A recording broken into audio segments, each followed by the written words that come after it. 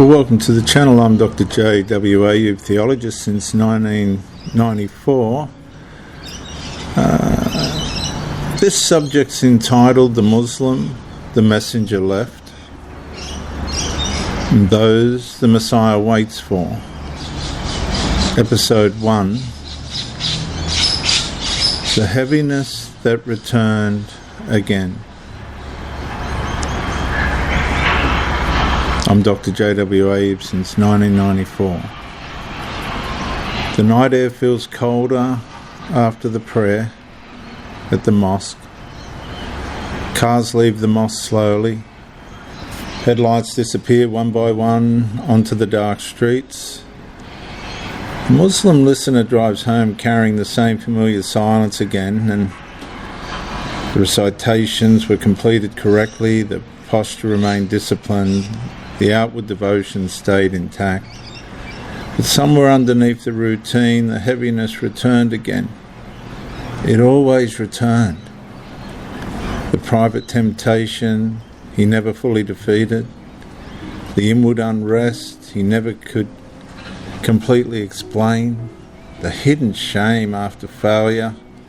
The pressure to remain spiritually acceptable, and the quiet exhaustion waiting underneath the performance.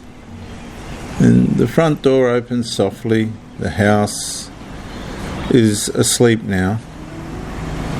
No one sees the inward war still moving underneath him, and no one hears the thoughts returning after the religious atmosphere fades. The Muslim listener still respects the structure, still believes obedience matters. And the Quranic structure continually reinforces that obedience. Quran 24:51, hear and obey, hear and obey. And it echoes in the mind of the Muslim. And he genuinely tried to remain disciplined, tried to remain clean, tried to silence the inward conflict through greater devotion. But somewhere inside the repetition, another realization slowly keeps surfacing. The outward obedience never fully reached the inward burden itself.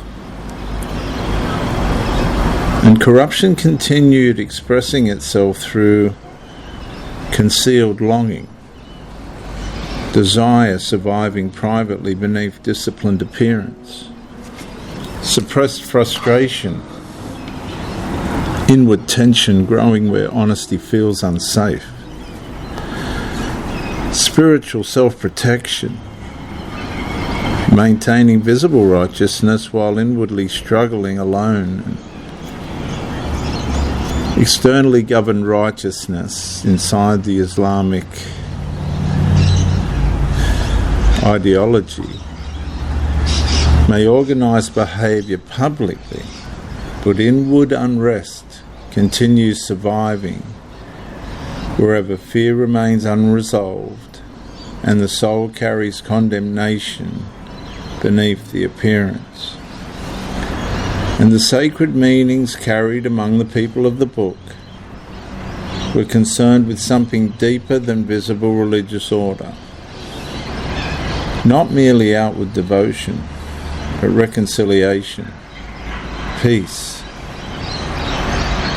freedom from the burden hidden inside the soul itself. And somewhere in the silence of the kitchen tonight, the Muslim listener quietly begins wondering whether the exhaustion is revealing something the structure never fully resolved. The people of the book reveal the Messiah differently. In Romans 5:1 it reads, therefore, since we have been justified through faith, we have peace with God through our Lord Jesus Christ. And that statement lingers in the room because the Messiah is not speaking to the outward image alone. He's speaking to the inwardly burdened Muslim underneath it. not perform more, not hide the struggle better, not carry the weight longer, but receive peace.